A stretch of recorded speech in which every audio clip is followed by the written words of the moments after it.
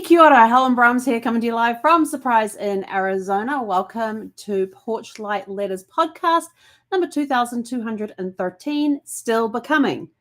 Not sure what happened there, but our thing went out. We lost our connection, but we're back. We are back. And now see if I can bring my notes up for you. Oh, put the notes all the way down there. Isn't that interesting? Okay, so it is the last day of the week. I have something to show you. This arrived some point today. I don't know when, but I was sitting here doing some work and I suddenly thought, hang on, wasn't I supposed to get an Amazon delivery today? So you have seen our regular generic Porch Light Reflection Journal. May I show you? Well, I'm going to show you anyway. It's my show. Porch Light Reflection Journal of Volume 1, Stories We Carry.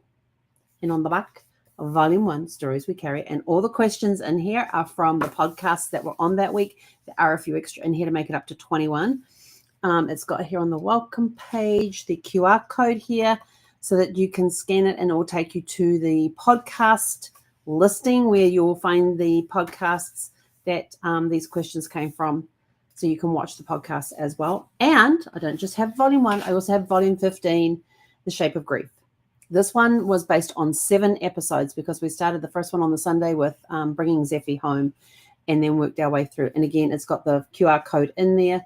But I was super excited to see these because, you know, here's the generic, here's the first one and here's the second one.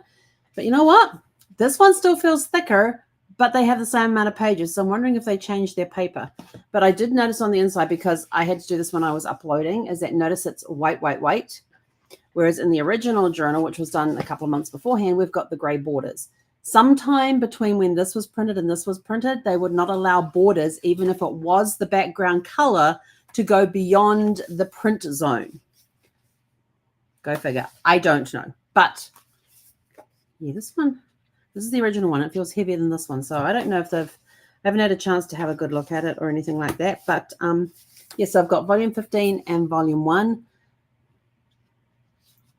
So if you want to have a look at them, go scan the code up there. Oh, that'll take you to the generic one. In the description below, I have the first 15 volumes listed with their associated link. So that was exciting to get that today. So now we're on to Still Becoming. Still Becoming. Yeah. Episode 5 of The Healing Path. Healing isn't about arriving at a single point where everything is fixed. It's about allowing ourselves to grow, evolve, and unfold, even in the midst of uncertainty. Becoming isn't a destination. It's and remember that from when we did week 2, Becoming. We talked about this back then. It's not a destination. It's an ongoing process of softening, learning, and becoming more of who we are. It teaches us that that healing is not linear. It's okay to feel like a work in progress. The moments when we pause and reflect are just as valuable as the leaps forward. We can carry both grief and growth without forcing one to erase the other. Self-compassion is essential in seasons where changes feel slow or incomplete. What happens when you allow yourself to honor where you are instead of rushing to get better, because you will never get better? We'll talk about that one in a moment. You embrace the lessons that come from setbacks and pauses. You recognize that becoming is about alignment, not perfection. You celebrate the quick victories that others may never see, but you deeply feel. And we carry it forward. We release the expectation of being done, giving yourself permission to evolve. Reflect on the ways you've grown without needing to measure against anyone else's timeline. Stay curious about who you are becoming, even in the smallest ways. Trust that your journey is unfolding exactly as it should. And before I got on tonight, I did remember to go and look up the video I've been talking about all week. It is on YouTube. It is called We Don't Move On from Grief, We Move Forward with It. And it's done by Nora McInerny. I think that's how she says her name, McInerny.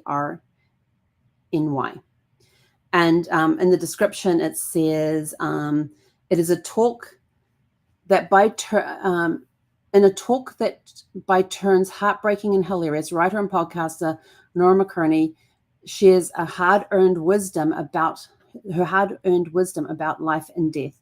Her candid approach to something that will, let's face it, affect us all is as liberating as it is gut-wrenching. Most powerfully, she encourages us to shift how we approach grief.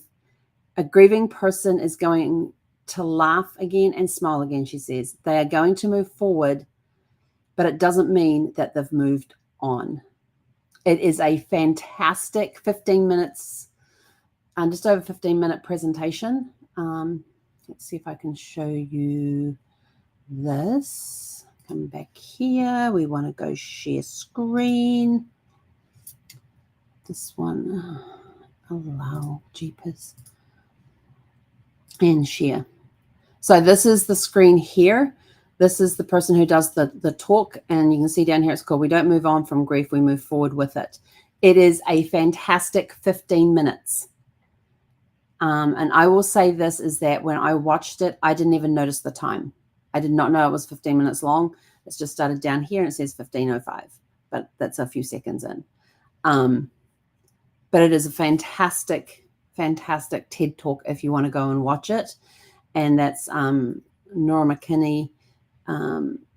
We don't move on from grief, but we move forward with it. It is, if you want something to help get you into the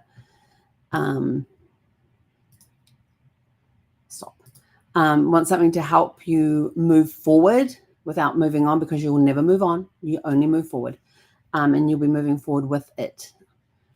It is fantastic. It puts things in, to me, it put things into perspective. I saw that she did this one in, she do this one, 2009, April 25th, 2019 is when this particular one was posted.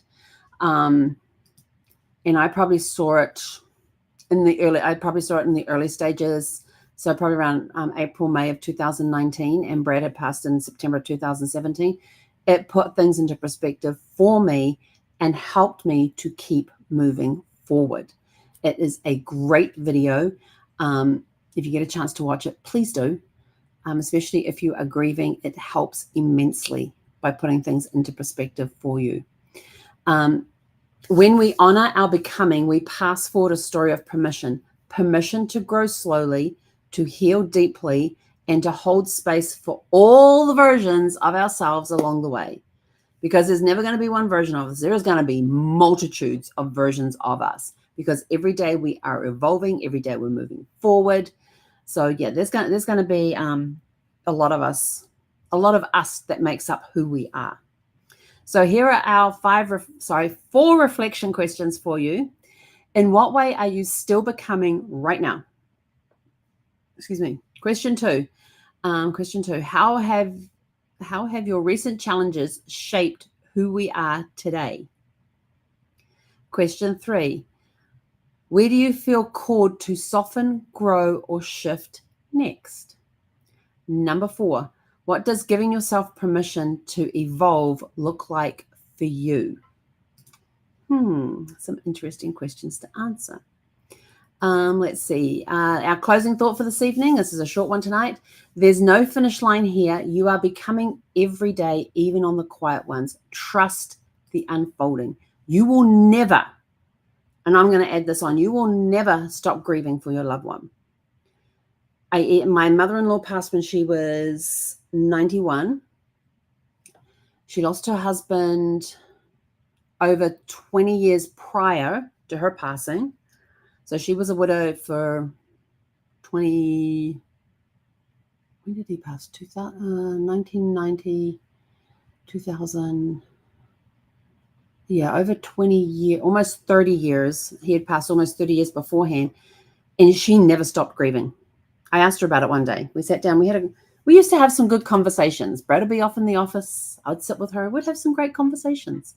And I asked her, I said, do you still miss Bob? Her husband. And she goes, yeah. She says, I still miss him. So she says, sometimes it feels like it was just yesterday. Other times it feels like it was ages ago. And she said that she still misses him, but she still keeps going for him. She keeps going for him to make sure the boys are okay. And, by this time her boys are fully grown. They've got grandkids.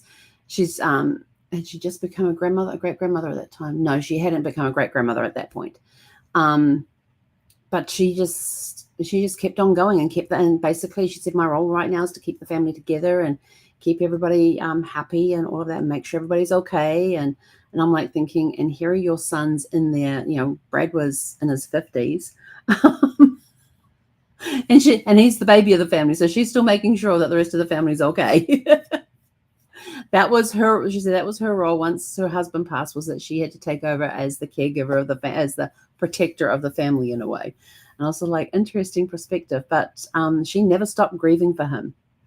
In all of that, those almost 30 years, she never stopped grieving for him.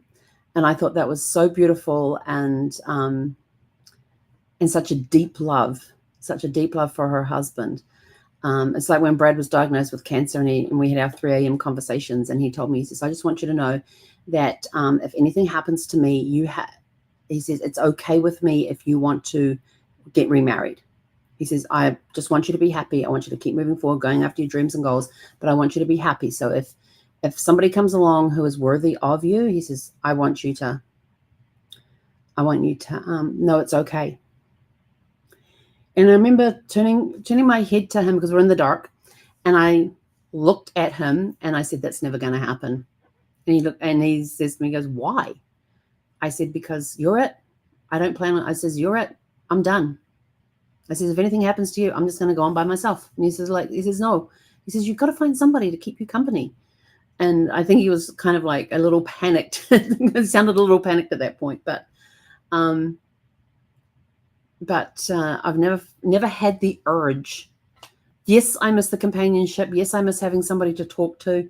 And now that Zephy's gone, that's even worse because I can't even talk to my dog. So I'm talking to their spirits. But soon I'll be back among my family in New Zealand. So there'll be a lot of talking going on. And I'll probably just be wishing for those times that I lived by myself. And you know how the cycle goes. You get too much of one thing and you're sort of like, I really wish it was the other way. I got to find that balance. I have to find that balance for myself. But yeah, so I know that he wants me to be happy. I know that he wants me to find somebody else, but I've told him it's not going to happen. I'm done. I'm done with the whole dating thing, with the whole everything. Yes, there are times I would like to have a companion to go to the movies with, to go out for dinner with, to just have a conversation with, to sit and watch movies with. I need somebody who loves James Bond as much as I do. So we can sit there and watch James Bond movies. I need somebody who understands that when something triggers my grief, that they know what's going on. They may not fully comprehend it, but they understand what I am going through and are there in a supportive role. So there's a lot of stuff there's a lot of stuff inside this. There's a lot of stuff going on. I don't think there's anybody out there that can handle that. So that's why I told him he's out. I'm done. But I know that he wants me to go and be happy. And he says, well, I just want you to know that if anything happens and you do find somebody else, that you know that I'm okay with that. And I just loved him more for that, to think of that. So I just loved him more for it. But anyway, so we are out of here. I have some exciting news to share, but I can't share it till Monday. I've got to get all the ducks in a row, everything lined up before I can make a really cool announcement on Monday. So stay tuned for Monday, because fingers crossed that everything goes okay this weekend. Everything goes fine Monday morning, so I can make the announcement on Monday night. But anyway, I'm out of here. Go out, have a super fantastic, sparkling evening, and I will be back tomorrow evening at 6 p.m. Pacific. Hey, Connor.